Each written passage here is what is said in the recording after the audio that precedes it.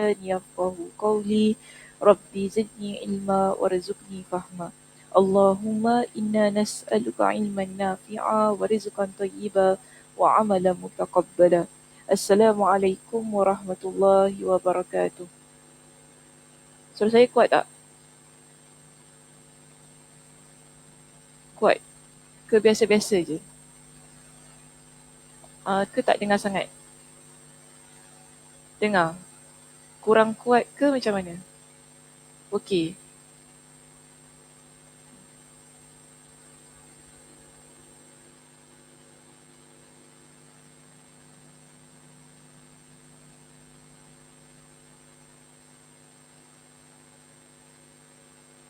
Okey, hari ini kita mulakan pengajian muka surat berapa? 4 apa? 458. 458. So 454 pula. 45 apa? 458. Okey.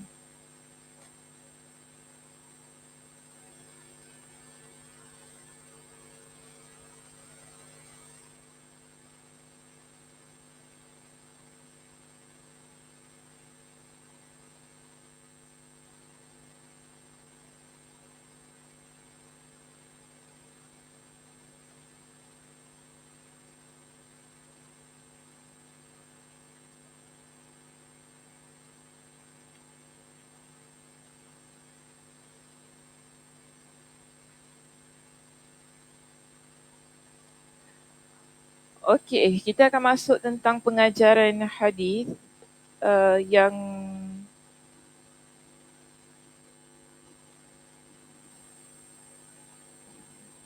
hadis kita di topik kita yang ke-9, iaitu bab ajakan kepada syahadah dan syariat Islam. Okey, masih ingat lagi perbincangan hadis ini tentang apa?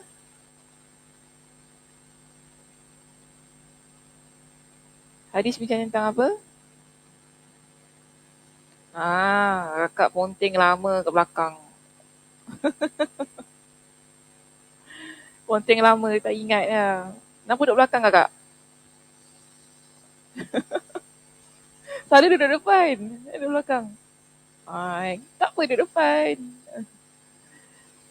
Okey, hadis ni bincang tentang apa? Kak Aisyah?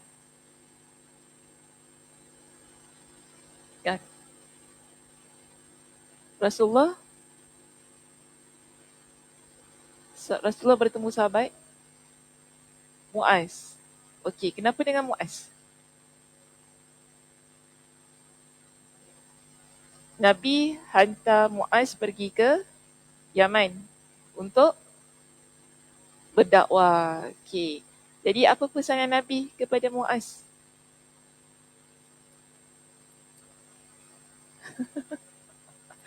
Mengenal Allah. Okey, lagi solat. Okey, bayar zakat. Last kali Nabi kata apa kat dia? Jangan menzalimi orang lain. Okey, jangan menzalimi orang lain. Itu takdilah doa orang yang dizalimi, kerana doa orang yang dizalimi itu tidak ada hijab. Baik, jadi hari ini kita akan sambung perbincangan tentang pengajaran yang boleh diambil dari hadis-hadis yang telah kita bincangkan dalam bab kita yang ke-9 itu tadi. Jadi kita ada dalam bab ni kita dah bincangkan empat hadis berkaitan dengan hal yang samalah yang dimuatkan oleh Imam Muslim dalam kitabnya. Jadi di sini Imam An-Nawawi dia mengeluarkan beberapa pengajaran. Pada 2 minggu yang lepas kita dah bincangkan pengajaran yang pertama, pengajaran kedua dan pengajaran yang ketiga. Jadi pada hari ini kita akan masuk pengajaran yang keempat dan seterusnya. Baik, muka surat 458-nya. Pengajaran kita yang keempat di sini, seseorang tidak dihukumi sebagai Muslim melainkan dengan mengucapkan 2 kalimah syahadah. Itulah pendapat Ahlu Sunnah. sebagaimana yang telah kami jelaskan pada awal kitab Al-Iman. Jadi tanda seseorang itu ataupun bila kita nak gelarkan seseorang sebagai seorang Muslim, syaratnya yang pertama dia mesti mengucap 2 kalimah syahadah. Okey. Kalau selagi mana dia tak mengucapkan 2 kalimah syahadah, kita tidak boleh untuk melihat dia sebagai seorang yang Muslim. Jadi maknanya kalaulah kita ni nak perintahkan dia solat tadi kan, ataupun bayar zakat, syarat utama yang mesti ada pada diri dia ialah mengucap 2 kalimah syahadah. Kalau kita nampak orang tu nampak macam Muslim, okay, tapi bukan ustaz Muslim tu lah, memang nampak dia macam Muslim. Okay. Ustaz Muslim tu lain. Nampak dia memang nampak macam orang Islam kan.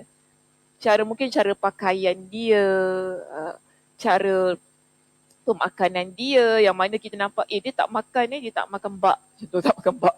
Dia tak makan babi. Dia tak makan benda-benda yang tak halal ni, dia makan benda yang halal. Tapi adakah kerana kita nampak zahirnya begitu, kita boleh letakkan dia sebagai seorang yang Muslim? Belum boleh lagi. Kita kena tahu adakah dia telah mengucap 2 kalimah syahadah. Bila dah mengucap 2 kalimah syahadah, barulah kita boleh kategorikan dia ataupun kita anggap dia sebagai seorang yang telah beriman kepada Allah Subhanahu Wa Taala. Sebab itu dalam hadis ini, bila Nabi SAW ingatkan kepada Muaz tadi kan, Nabi kata kepada dia, kalau bila engkau berdakwah kepada mereka kepada syahadah, okay, ila syahadati an la ilaha illallah wa anni rasulullah fa inhum ata'u, maknanya bila mereka ini telah taat, maknanya mereka dah mengucapkan 2 kalimah syahadah, barulah engkau suruh mereka untuk solat fardu. Jadi di sini kita panggil sebagai syarat lah ya. Maknanya tak semua orang kita boleh paksa-paksa untuk solat. Tak semua orang kita boleh paksa-paksa untuk dia ni bayar zakat. Kena tahu dulu, dia dah mengucap 2 kalimah syahadah ke belum? Kan kalau kita tengoklah mungkin ada non-Muslim macam tu kan. Kalau kita yang dah sedia Muslim ni tak payah nak paksa-paksa pula. Kita yang sedia Muslim ni dah memang nampak dah. Perlu kepada kita ni untuk melaksanakan segala kewajipan yang telah Allah Subhanahu Wa Taala perintahkan. Okey, baik, itu pengajaran kita yang keempat ya dalam perbincangan hadis ini. Kita ada pengajaran kita yang kelima di sana, iaitu diwajibkannya solat 5 waktu sehari semalam. Jadi setelah dia mengucapkan 2 kalimah syahadah, iaitu asyhadu an la ilaha illallah tu tadi kan, maka diwajibkan untuk orang ini melaksanakan solat 5 waktunya. Kita tak boleh kata macam ni lah, tak apalah awak baru peluk Islam, awak solat maghrib je lah. Tak boleh cakap gitu kat dia.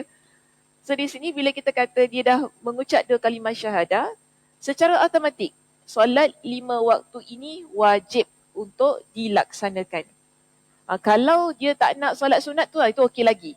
Tapi solat 5 waktu memang wajib untuk dilaksanakan. Kita tak boleh kata, tak apalah baru peluk Islam, kalau gitu solat zuhur dulu, solat asar dulu. Ini tak boleh lah. Kan? Memang kita kata betul, dakwah tu dia mesti berperingkat-peringkat. Tapi kita nampak di sini, bila Nabi SAW pesan kepada Muaz itu tadi, orang yang telah mengucap 2 kalimah syahadah, okay, di kalangan ahli kitab tadilah yang Nabi SAW perintahkan dia berdakwah tu tadi kan. Nabi kata, bila dia dah taat kepada perintah engkau untuk beriman kepada Allah, yang mana mereka itu kenal kepada Allah dan telah mengucapkan 2 kalimah syahadah, untuk orang yang begini, terus perintahkan kepada mereka untuk solat wajib yang 5 waktu itu. Jadi di sini Nabi tak kata tak apa, suruh mereka solat zuhur dulu. Nabi tak kata gitu. Ataupun suruh mereka solat subuh je. Yang lain jangan nanti. Tunggu nanti bila dah mantap solat subuhnya, baru pergi kepada solat zuhur, asar. Nabi tidak sebutkan sedemikian. Di sini terus Nabi kata solat 5 waktu yang wajib itu sehari dan semalam. Okey, baik. Seterusnya yang keenam di sini, haram melakukan kezaliman dan seorang pemimpin harus menasihati dan memerintahkan para pembantunya untuk bertakwa kepada Allah, melarang dengan keras agar mereka tidak berlaku zalim, serta memahamkan mereka tentang buruknya risiko suatu kezaliman. Jadi kita lihat di sini, di akhir apa yang Nabi SAW perintahkan kepada Muaz di akhir instruction yang arahan yang Nabi berikan kepada Muaz.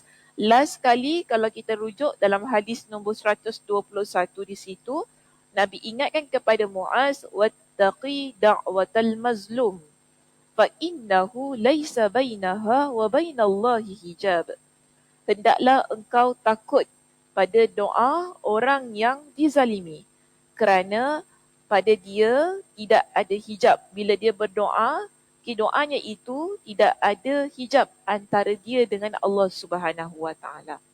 Ini dengan kata lain bahawa potensi untuk dikabulkan doa bagi mereka yang mana dizalimi, akan dikabulkan doanya itu besar sekali oleh Allah Subhanahu Wa Taala. Sebentar ya.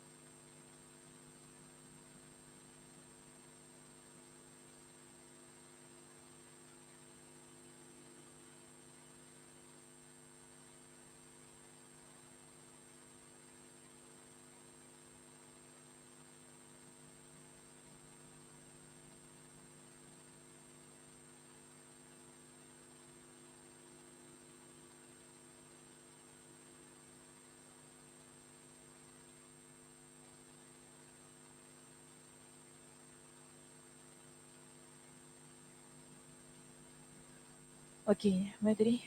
6. Baik, 6 haram melakukan kezaliman tadi kerana Nabi SAW menyebutkan di situ kepada Muaz yang terakhir sekali, Nabi kata kepada dia, takutilah doa orang yang dizalimi kerana doa orang yang dizalimi itu tidak ada hijab antara dia dengan Allah Subhanahu Wa Taala. Jadi sebab itu di sini pengajaran kita yang keenam dikata haram. Hukumnya bila seseorang dia melakukan kezaliman. Ini sebagaimana sabda Nabi SAW yang merupakan kita panggil sebagai hadis Qudsi. Nabi ada sebutkan dalam sebuah hadis yang diriwayatkan oleh Imam Muslim tentang Allah Subhanahu Wa Taala berfirman kepada para hamba-Nya. Allah kata begini kepada kita semua di kalangan hamba-hamba Allah ini. Allah kata, ya ibadi, wahai hamba-hambaku, inni haramtu zulma ala nafsi. Sesungguhnya aku mengharamkan kezaliman ke atas diri aku. Jadi Allah kata Allah haramkan kezaliman itu ke atas dirinya. Jadi Allah kata kepada kita begini, waja'altuhu bainakum muharrama, dan aku jadikan kezaliman ini di kalangan kalian adalah sesuatu perkara yang diharamkan juga. Fala tazalamu, maka janganlah kalian saling menzalimi. Ini sesuatu yang Nabi SAW ucapkan untuk menunjukkan kepada kita bahawa kelakuan ataupun apabila seseorang dia berlaku zalim dalam kehidupan dia kepada orang lain, hukumnya adalah haram. Kerana Allah Subhanahu Wa Taala yang mengharamkan perkara itu. Jadi di sini dalam hadis riwayat Imam Muslim tu tadi jelas kepada kita bahawa hal tersebut adalah perkara yang tidak dibolehkan di dalam agama. Dan di dalam hadis yang lain Nabi SAW ada menyebutkanlah kepada kita tentang hal ini, di mana untuk saya kuatkan tadi kalau tadi dalam hadis kita riwayat Imam Muslim di sini, Nabi ingatkan supaya kita ni berhati-hati ataupun takuti dengan doa orang yang dizalimi kerana tidak ada hijab antara doa orang yang dizalimi itu dengan Allah Subhanahu Wa Taala. Kalau kita rujuk dalam hadis yang lain, Nabi SAW ada menyebutkan tentang 3 orang yang mana doanya dikabulkan oleh Allah Subhanahu Wa Taala. Siapa pernah dengar hadis itu? 3 orang yang Allah Subhanahu Wa Taala kabulkan doanya. Nabi sebutkan. Hadis riwayat Abu Daud. Salasun, Nabi kata salasun da'awat, 3 doa mustajabat yang Allah Subhanahu Wa Taala kabulkan. La syakka fihinna, tidak ada keraguan pada 3 doa ini. Okay, jadi pertama Nabi kata da'watul mazlum, doa orang yang dizalimi. Kedua, Nabi sebutkan wa da'watul musafir, doa orang yang dalam keadaan musafir. Okey. Ketiga, Nabi sebut wa da'watul walidi ala waladihi, doa ibu bapa kepada anaknya. Jadi ini tiga jenis doa yang mana Allah Subhanahu Wa Taala kabulkan. Nabi SAW kata apa? Tidak ada keraguan pada doa-doa ini yang mana Allah akan kabulkan. Jadi pertama apa tadi? Doa orang yang dizalimi. Kedua, doa orang yang musafir. Ketiga, doa ibu bapa kepada anaknya. Jadi ini ya, kita kena berhati-hatilah. Majlis itu bukan doa orang yang dizalimi sahaja, tetapi ada dua lagi mereka yang Allah Subhanahu Wa Taala kabulkan, iaitu yang penting di sini ibu bapa kita. Okey, ibu bapa kita. Jadi hati-hati dengan doa mak ayah ni. Kadang-kadang mungkin ada yang dia sebutkan kerana marah terhadap diri kita. Jadi kita kena banyaklah, dan juga kita sebagai ibu bapa kena jaga penuturan, jaga apa yang kita ucapkan tentang anak-anak. Bimbang ia menjadi doa yang dikabulkan oleh Allah Subhanahu Wa Taala. Bimbang tu bukan sebab apa? Sebab kalau ia doa yang baik tak mengapa. Tapi kalau kita doa perkara yang tak baik untuk anak kita, itu yang dibimbangi, akan dikabulkan oleh Allah Subhanahu Wa Taala. Kemudian doa orang yang dalam keadaan yang musafir itu tadi. Okey. Seterusnya, kita lihat di sini, saya nak bawakan tentang perbincangan yang masih lagi tentang orang yang dizalimi itu tadi. Dalam sebuah ayat Al-Quran, iaitu surah Luqman ayat yang ke-13, kita nak lihatlah tentang kezaliman ini. Kezaliman ni dia berkaitan dengan dua. Biasanya kalau kita sebut tentang perkara yang zalim, dia mesti ada dua. Dia bukan hanya tentang kita dengan hamba, tetapi ia boleh berlaku antara kita dan Allah Subhanahu Wa Taala. Okey. Jadi kalau kita nak kata kezaliman yang paling besar yang kita lakukan di atas muka bumi ini, biasanya apa yang kita terfikir? Kezaliman paling besar. Apa dia? Fitnah. Okey. Lagi? Apa dia? Bunuh orang. Okey. Lagi? Ya? Menduakan Allah. Masya Allah. Tabarakallah. Itu jawapan yang saya nak dengar. Menduakan Allah Subhanahu Wa Taala. Itu mensyirikkan Allah Subhanahu Wa Taala. Jadi ini kita panggil sebagai kezaliman yang paling besar. Sebab dalam surah Luqman pada ayat yang ke-13, Allah Subhanahu Wa Taala menyebutkan, Inna syirka la zulmun azim.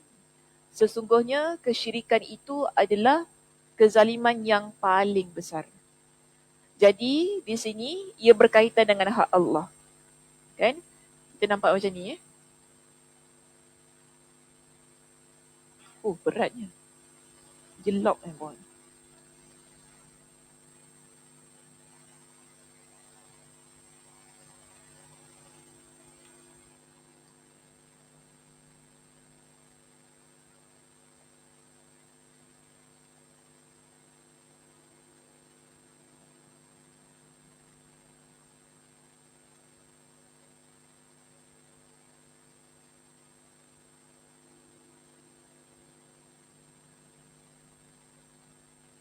Jadi kezaliman ni dia ada dua. Satu berkaitan dengan Allah Subhanahu Wa Taala.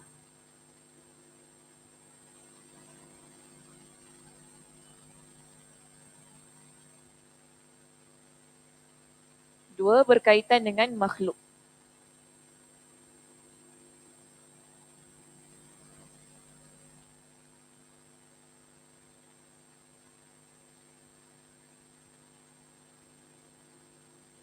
Nampak tak? Tak halus Halus. Nampak ya? Kalau halus beritahu. Ke kurang gelap lah jadi.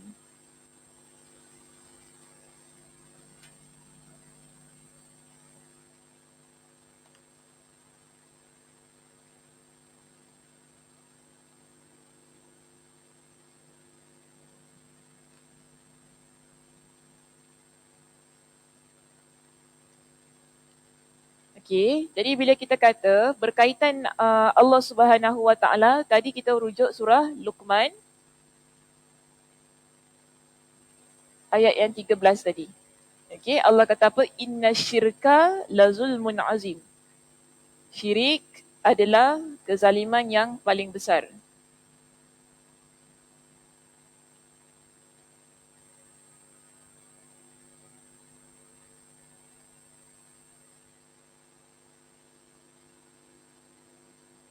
Okay, jadi jangan menduakan Allah Subhanahu Wa Taala.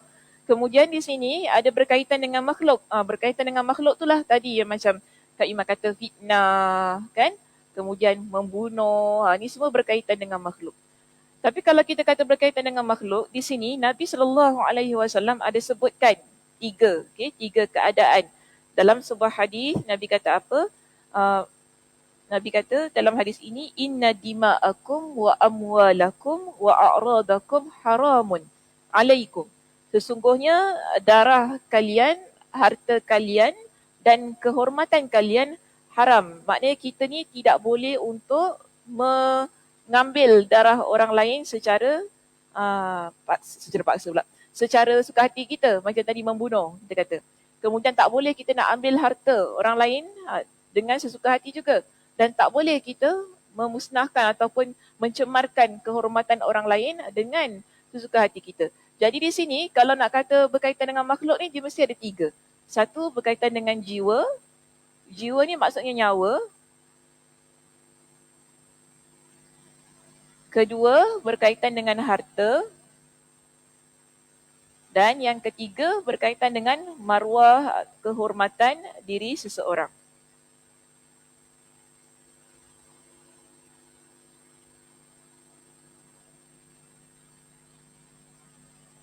Okay, jadi ni di kalangan makhluk. Maknanya kita dengan orang lain, kita kena jaga nyawa saudara kita. Tak boleh suka hati kita bunuh dia. Contoh kan, tak sukalah dia ni menyampah, ambil pisau bunuh. Macam tu boleh. Ini perkara yang kita kadang-kadang tak terfikir kan. Tapi tak adalah, saya rasa bunuh macam tu tak adalah. Cuma kadang-kadang bunuh ni dia ada sesuatu yang halus. Orang buat perkara yang halus. Kan menyihir orang, ni bunuh namanya. Kan ada orang dia sihir orang lain dengan niat untuk membunuh. Sebab dia tahu kalau ambil pisau bunuh orang ni nanti masuk jail. Tapi kalau kita sihir orang, nampak tak bukti? Apa bukti awak kata saya sihir awak? Kalau bawa pergi report polis pun, polis macam alamak mana? Tak ada benda macam ni. Tapi berlaku.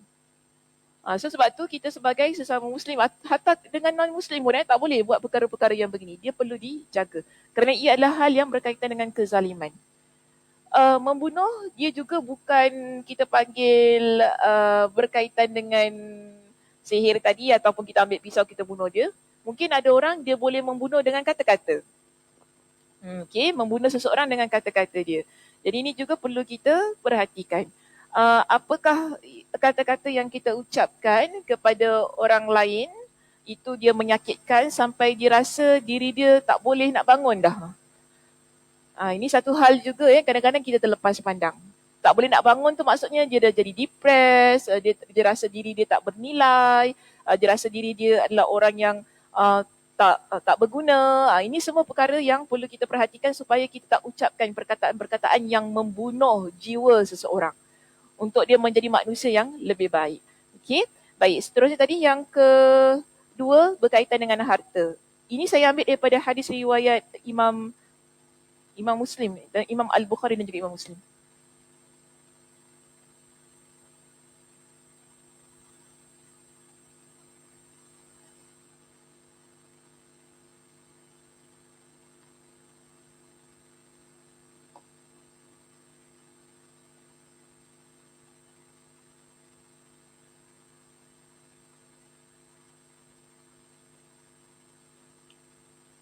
Yang mana Nabi kata haram seseorang juga mengambil harta saudaranya. Ini maksudnya kita curi harta dia. Kita ambil. Kan harta anak yatim contohnya. Mak ayah dia dah meninggal, kita makcik dia. Tak apalah budak lagi, aku ambil harta dia ni. Ambil harta orang. Walaupun dia budak kecil. Kan? Orang amanahkan kita untuk jaga anak saudara kita ni. sebab mak ayah dia dah tak ada ataupun ayah dia meninggal. Kita pula sebagai seorang yang kata ada duit, mungkin kita ada kuasa ni, kita tak menjalankan amanah itu dengan baik, lalu kita mengambil harta benda yang telah ditinggalkan oleh ibunya ataupun ayahnya ataupun kedua ibu ayahnya. Jadi ini berkaitan dengan harta, ataupun kita ambil harta mak kita, contoh kan, mak juallah rumah, contoh kan, mak juallah rumah kan, lepas tu tinggal dengan kakak. Tapi rumah dah jual, kita hantar mak kita dekat rumah tumpangan orang tua-tua. So ini perkara yang kadang-kadang kita terlepas pandang. Saya tak curi apa, tapi cara itu kita ambil bukan hak kita. Kita ambil hak milik orang lain, walaupun kita rasa itu hak ataupun itu harta ahli keluarga kita, adik-beradik kita, kan? Mak kita, ayah kita. Jadi perkara ini jangan kita ambil remeh. Jangan diambil remeh. Kadang-kadang ada orang dia tak, bukan nak kata tak perasan kenapa ada orang macam tu tanya balik dekat ni, dekat jemaah. Kenapa ada orang macam tu kan? Tak ada perasaan kalau buat mak macam tu. Tak sayang mak tak sayang mak. Soalan, tak sayang mak takkan ada pelik ada orang macam tu kan? Dia macam tak fikir nanti mak saya nak macam mana, tinggal mana kan, ambil duit mak, ambil harta mak. Kadang macam, tapi ada orang yang begitu. Ada orang yang begitu. Padahal perbuatan ini haram. Dia ada dua tau. Bila kita buat begini kepada mak ayah kita kan, dia dah jadi dua perkara. Satu, kita dah menzalimi orang lain. Kemudian kita menderhaka kepada mak ayah kita. Dua perkara tu. Bayangkan dua perkara ini, Nabi ingatkan, babani mu'ajjalan. Ada dua pintu yang Allah Subhanahu Wa Taala buka, maknanya pintu azab. Dua pintu azab, babani mu'azzibani mu'ajjalan, Nabi kata. Ada dua pintu azab yang Allah Subhanahu Wa Taala buka. Satu ialah al-baghyu wal-uquq. Satu, bila kita ni menzalimi orang lain. Kedua, al-uquq, menderhaka kepada kedua ibu bapa kita. Jadi kalau orang yang buat perbuatan yang sedemikian, kita nampak dah ada dua tu. Allah buka dua-dua pintu azab tu kepada dia. Maknanya sebelum dia mati, Allah Subhanahu Wa Taala akan azab dia. Cuma tak tahulah, kadang-kadang orang dia tak terfikir ke ataupun macam mana. Bila dia nak buat perkara-perkara yang begini kepada ibu ataupun kepada ayah dia. Jadi kita ni yang dah belajar, kita yang dah tahu tentang dalil ni kan, maknanya ia menjadi peringatan yang amat keras bagi diri kita agar kita tak buat perkara-perkara yang boleh menzalimi orang lain, terutamanya kepada kedua ibu ayah kita. Dan seterusnya tadi berkaitan dengan maruah. Maruah ini tadi sebagaimana yang Kak Ima kata, macam kita fitnah ataupun kita mengaibkan, kita merendahkan, ni semua termasuk di dalam hal kita menzalimi orang lain daripada sudut maruah dirinya. Di dalam hadis yang lain, Nabi SAW ada menyebutkan tentang beberapa perkara kita ni sebagai seorang yang beriman kepada Allah. Supaya kita tak jadi orang yang menzalimi manusia di sekitar kita. Nabi ada sebutkan beberapa perkara tentang larangan. Pertama, Nabi kata apa? La tahasadu.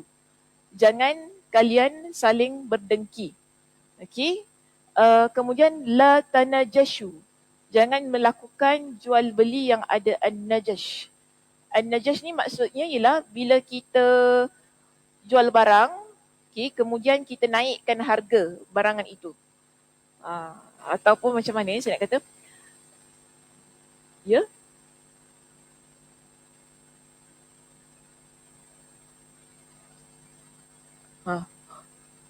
Dia naikkan harga tu lah. Senang panggil gitu lah, dia naikkan harga tu. Untuk kepentingan diri sendiri. Dia naikkan harga tu. Contoh mungkin dia tahu barang ni tak ada orang nak dapat susah kan. Tapi kemudian dia jual dengan harga yang mana, ni biasa dekat Shopee lah orang buat macam tu kan. Okay, biasa dekat Shopee orang jual macam tu kan. Oh, this one limited edition. Kita jual dengan harga yang tinggi. Padahal harganya bukan begitu. Dan ini larangan Nabi SAW di atas perkara sedemikian. Kemudian Nabi SAW ingatkan selain itu, jangan kalian saling berdengki, jangan kalian melakukan jual beli yang sedemikian, yang tadi ada an-najash itu tadi. Wala tabaghadu, jangan saling berdengki. Wala tabaghadu, jangan saling membenci, jangan saling membenci. Kemudian wala tadabaru, jangan saling membelakangi. Jadi ada, ini boleh masukkan dengan berkaitan dengan makhluk ya. Yang Nabi pesan, pertama, jangan dengki. Jangan hasad lah tadi. 2, Nabi sebut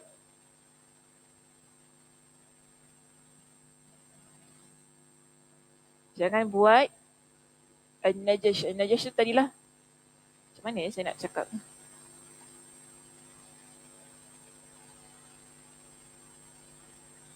Jual barang dengan harga yang tinggi lah, senang.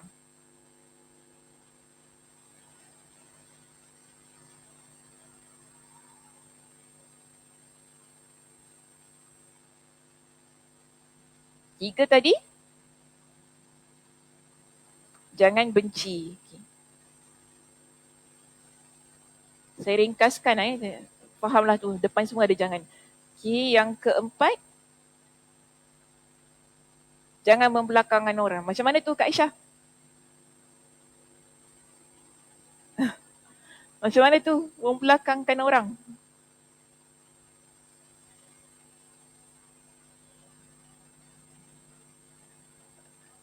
Umpamakan macam mana? Oh, bukan. Bukan macam tu. Ha? Tak layan? Boleh. Tapi macam mana tu tak layan? Buang muka. Betul. Kita membelakangi. Membelakangi ni maksudnya kita kalau nampak orang kita gini. Macam tu kan? Itu maksud tanda baru. Kita nampak jiran kita kat sebelah. Kita tengah jemur-jemur baju ni. Masa jiran buka pintu terus. Kita belakangkan badan kita kan. Jadi ini maksud Nabi, jangan membelakangi. Di situ maknanya ada hal permusuhan kan. Kita nampak orang jauh dah, kita dah belakangkan badan kita. Jadi ini satu yang Nabi SAW larang. Kemudian yang kelima, Nabi kata apa? Wala yabi', jangan kalian membeli barangan atas barangan orang lain. Menjual, maaf, bukan membeli, menjual. Maknanya macam ni. Sekejap, saya tulis dulu.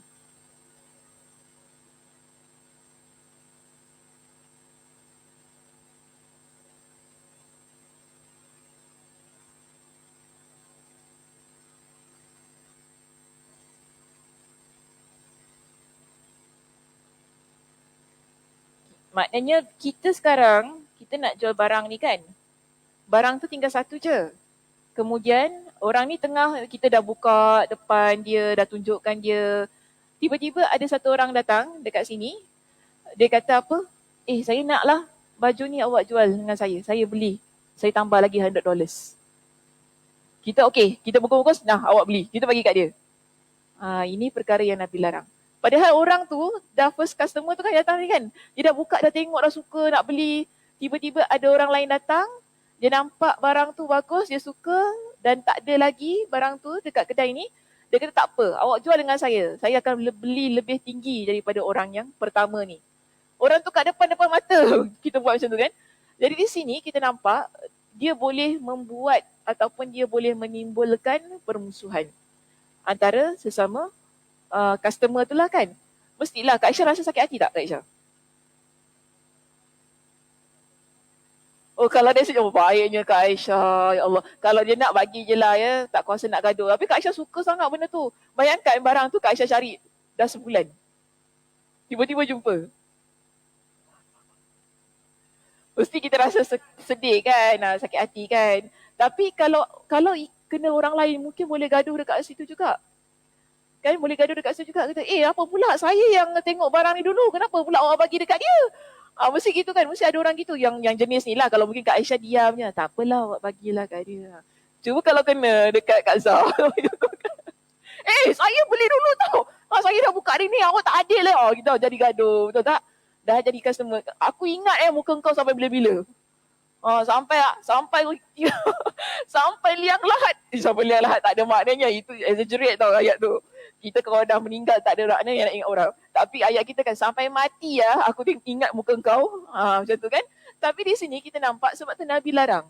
Kerana apa? Ia adalah perbuatan yang boleh menzalimi orang lain. Yang berkaitan dengan makhluk. Jadi kelima-lima perkara ini, kalau ia ada pada diri kita ataupun sekitar kita, ia boleh menyebabkan berlaku permusuhan kerana apa? First kali kita menzalimi orang tersebut. Sebab itu dalam hadis ini, Nabi SAW ingatkan kepada kita, Al-wakunu ibadallahi ikhwana. Setelah Nabi sebut 5 perkara tu tadi kan, Nabi ingatkan, hendaklah kalian semua menjadi hamba Allah yang saling bersaudara. Kita anggap, bila kita anggap orang yang ada di sebelah kita ni sebagai saudara kita, kita takkan buat perkara, lima perkara ini. Kita tak ada rasa nak dengki dengan dia.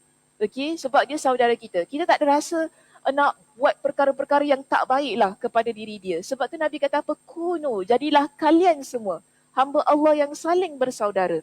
Lalu Nabi SAW ingatkan dalam hadis ini, al-muslimu akhul muslim. Seorang Muslim dengan Muslim yang lain, mereka ini adalah bersaudara. Okay, Kak Aisyah, Kak Zah, Liza, Kak Ima, okay, anak Kak Ima, semua ni yang duduk, semua sampai ke belakang, masuklah saya ni. Kita semua ini adalah hamba Allah yang saling bersaudara. Tapi bayangkan kalau ada satu yang terplay out antara kita. Yang terplay out maksudnya ada yang tak kena. Kan kalau satu dia dah bermasam muka di situ, dia akan menyebabkan kita ni dah jadi satu yang tak sedap lah. Nanti satu duduk ujung mana? Contoh kan, tengah-tengah kuliah gini kan, tak nak duduk situ, duduk ujung. Kenapa Kak Aisyah duduk ujung situ? Tak suka. Kenapa tak suka? Entah, gaduh. Dah buang muka, mulalah dia tak ada baru, belakang-belakang kan. Dalam kuliah pun dah membelakangi lah. Semua perkara dia akan berlaku. Hanya bermula dengan kezaliman. Sebab tu Nabi kata, hendaklah kalian jadi hamba Allah yang saling bersaudara kerana al-muslimu akhul muslim. Seorang Muslim dengan Muslim yang lain itu adalah bersaudara. Lalu Nabi ingatkan dalam hadis ini, la yazlimuhu. Bila kalian tak buat perkara semua ni, yang lima-lima ini, bila kalian semua jadi hamba Allah yang bersaudara, la yazlimuhu. Jangan kalian menzaliminya. Ini yang saya nak masukkan dengan keharaman berlaku zalim kepada saudara kita, kepada orang lain. Nabi ingatkan dalam hadis ni, jangan engkau menzaliminya. Okey? Janganlah menzaliminya. Wala yaghzuluhu. Jangan menghinanya. Wala yahqiruhu. Jangan merendahkannya. Jadi ada 3 perkara lagi yang Nabi ingatkan kepada kita berkaitan dengan kehormatan diri itu tadi. 1, Nabi ingatkan, jangan zalim.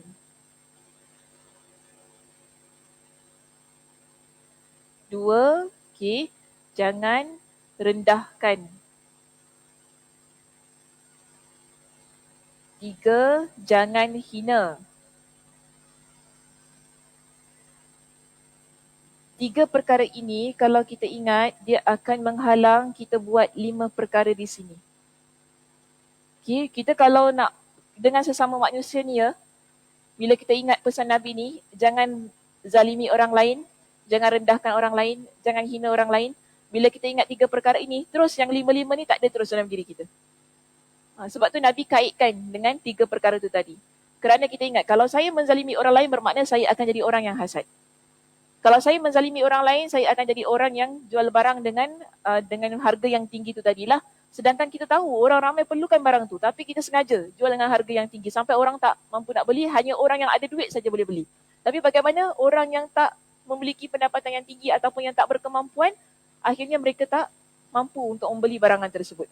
Seterusnya, kalau kita jadi orang yang menzalimi orang lain tu tadi kan, kita akan saling membenci. Okay? Kita akan jadi orang yang saling membelakangi itu tadi.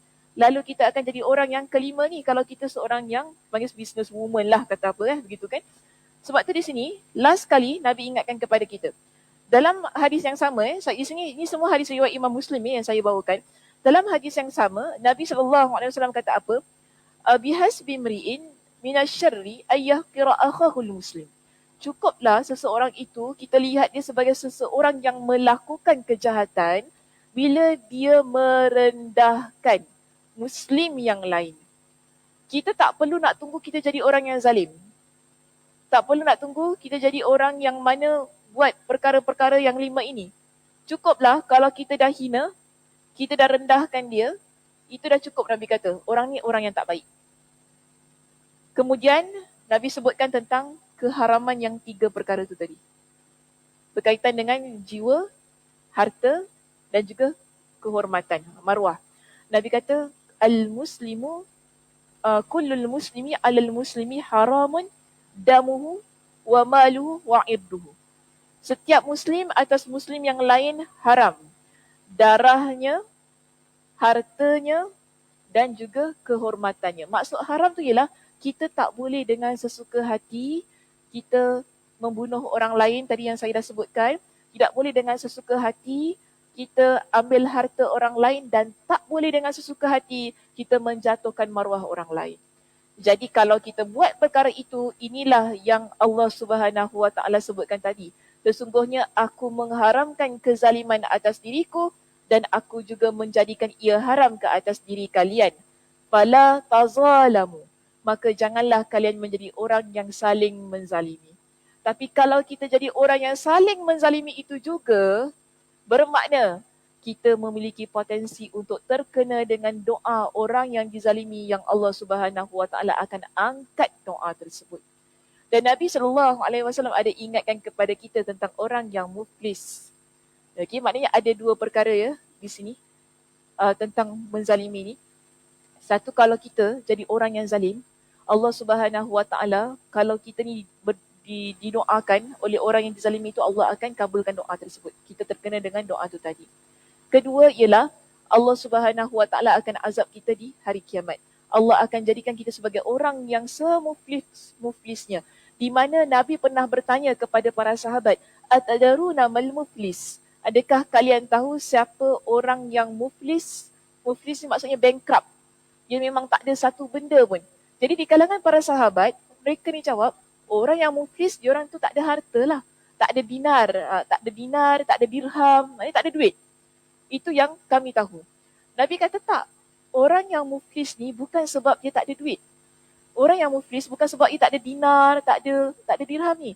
Tetapi orang yang muflis ialah apabila dia ini semasa hidup hayat dia adalah orang yang banyak melakukan amal soleh. Orang yang kita nampak dia orang yang solat, orang yang berpuasa, orang yang banyak bersedekah. Tetapi nanti di akhirat dia tak ada langsung pahala tu. Kenapa? Satu sebab dia menzalimi orang lain. Di sini Nabi SAW kata untuk orang yang begini, saya bacakan hadisnya berkenaan dengan hal itu tadi. Nabi kata orang yang begini dia adalah orang yang mana solat. Min ummati innal muflisa min ummati ya'ti yaumal qiyamah bi salatin wa siyamin wa zakatin. Orang yang muflis di kalangan umat aku, sesungguhnya nanti di hari kiamat dia akan datang dengan pahala solat. Dia akan datang dengan pahala puasa. Dia akan datang dengan pahala dia membayar zakat. Tapi kemudiannya, wa ya'ti qad syatama hadha wa qadhafa hadha wa akala mala hadha wa safaka dama hadha wa daraba hadha. Orang ini Nabi kata dia nanti juga dia akan datang dalam keadaan yang mana lihat pada diri dia adalah orang yang telah menuduh orang itu begini dan begitu. Kemudian dia adalah orang yang mana memfitnah orang lain. Dia adalah orang yang makan harta orang lain. Dia adalah orang yang mana menumpahkan darah orang lain. Nanti tadi kan semua yang Nabi sebutkan tadi, yang haram kita buat.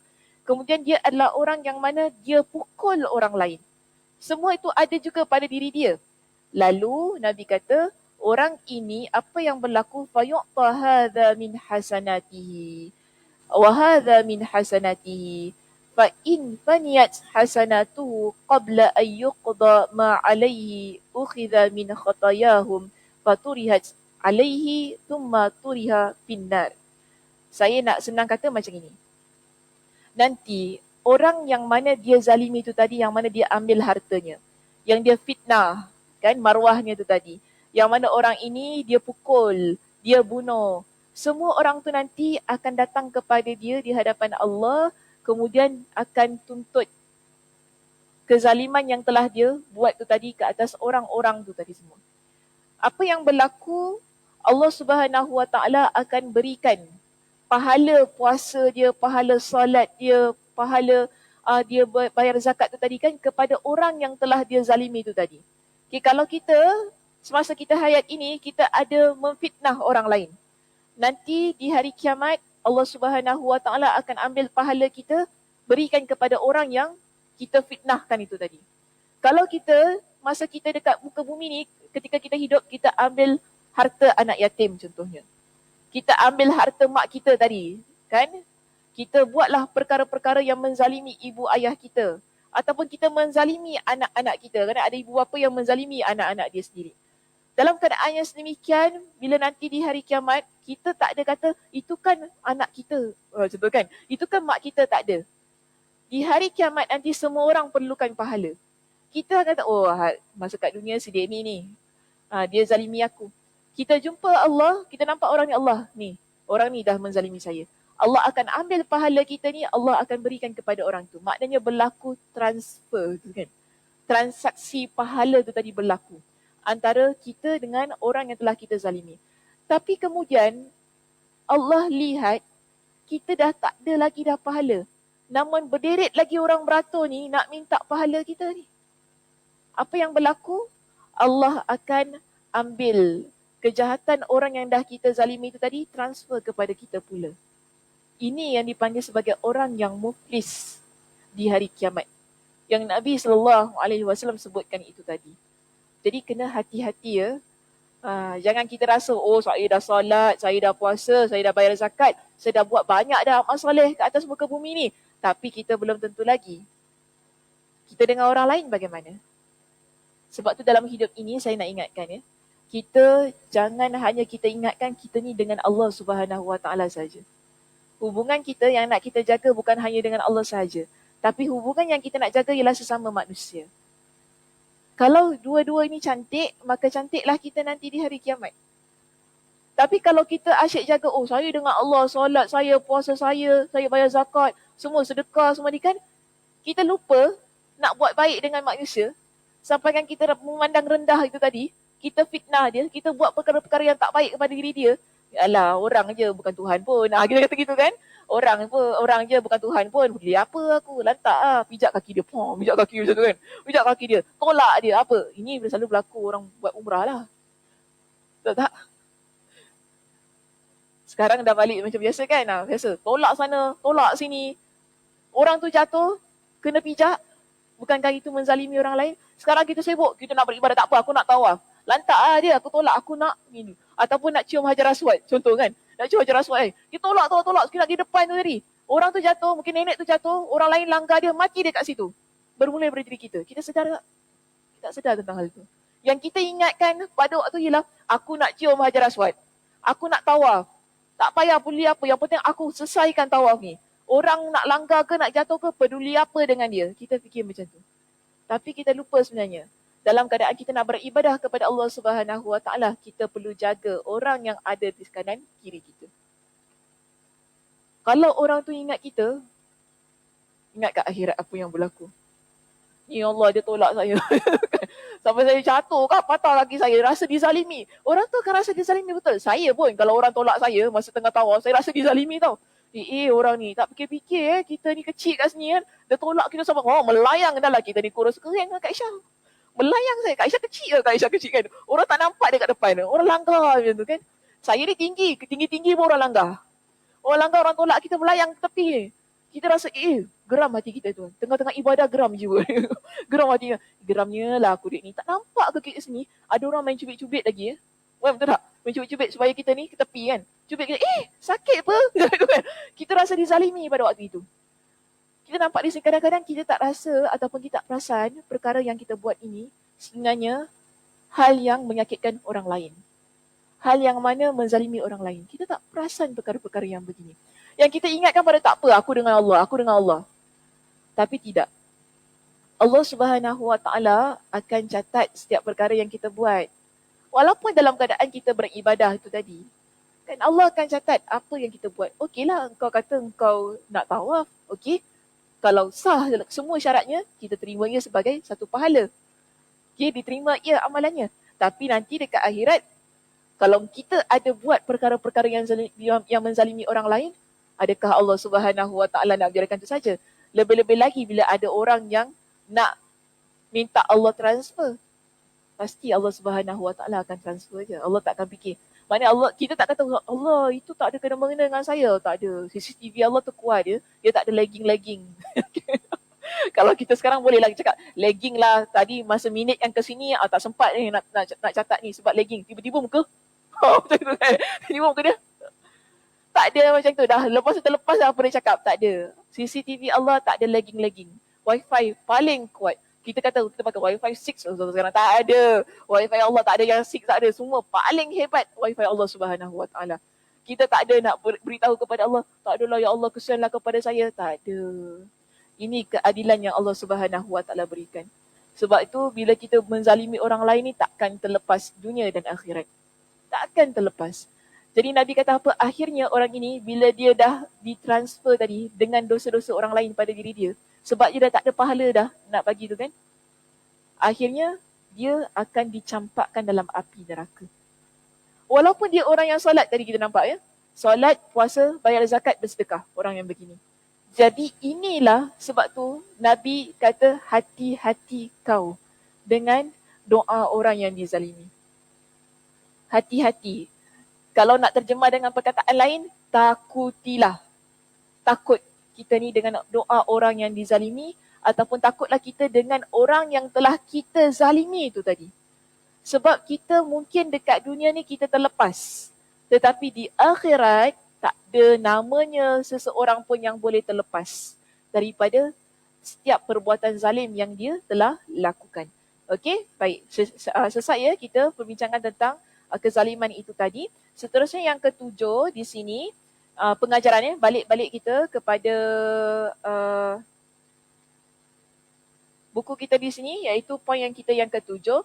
Diharamkan bagi seorang amil zakat, iaitu mereka yang memungut zakat, untuk mengambil harta yang sangat berharga, yang pertengahan dari harta, tetapi memungut harta yang pertengahan dari harta yang dimiliki.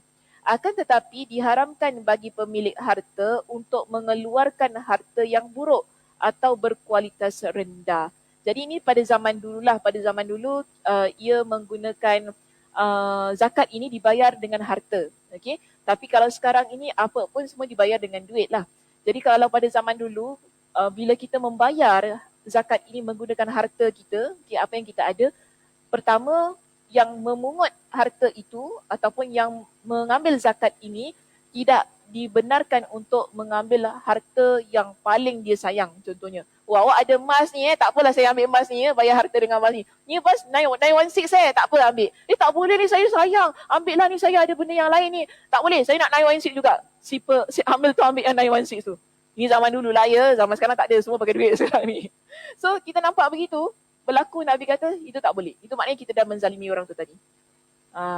Ataupun kita sebagai yang nak membayar zakat ni, kalau kita lah pada waktu itulah, pada zaman Nabi ni kan, yang menggunakan harta tu tadi, kita kata, tak nak kita ambil yang seburuk-buruk harta tu, kita nak bagi. Jadi dua keadaan ini tidak dibenarkan. Itu ikut konteks pada zaman Nabi. Konteks zaman kita sekarang tak ada, semua pakai duit. Tak ada, nak pakai duit yang paling buruk lah, ada macam tu. Duit paling buruk pun tetap nilainya sama. Kan, tak apalah pakai duit koyak-koyak sikit, tak apa, kalau tampal dah ada nilai lah, tak ada maknanya. Cakap okey je, tak ada nama kita kata duit paling buruk ke duit paling cantik ke apa kan, tak ada. Tapi di sini kalau ikut kepada konteks zaman dulu, perlu diperhatikan si amil tidak boleh untuk mengambil harta yang paling dia sayang, ataupun kita sebagai yang nak memberikan harta kita ataupun nak membayar zakat tu tadi, tak boleh untuk berikan yang paling buruk sebagai harta pembayaran zakat. Okey, baik. Seterusnya yang ke-8. Zakat tidak boleh diberikan kepada orang kafir dan juga kepada orang kaya. Okay, sebab zakat adalah hak orang-orang yang fakir. Tu orang miskin.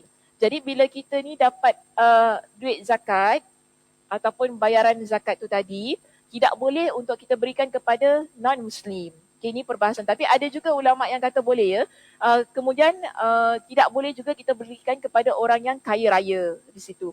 Kerana apa di sini kita lihat, Al-Khattabi berpendapat bahawa zakat tidak boleh diberikan kecuali kepada para fakir yang berada di daerah itu, kerana sabda baginda SAW dalam hadis yang telah kita bincangkan tu kan, dan dibayarkan kepada orang-orang fakir dari kalangan mereka.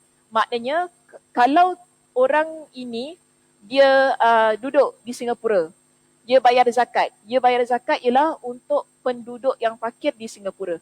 Kita tak boleh ambil duit itu, kita bagi kepada orang yang dekat Indonesia dan sebagainya. Ini yang dimaksudkan dengan hadis ini. Jadi Nabi kata apa? Di kalangan mereka maknanya yang duduk dengan kita.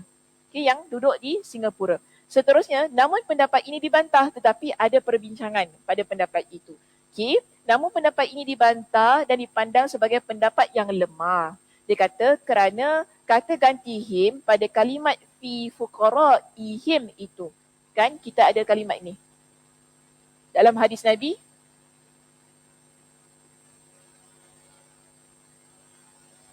fuqaraihim. Him, ini maksud him.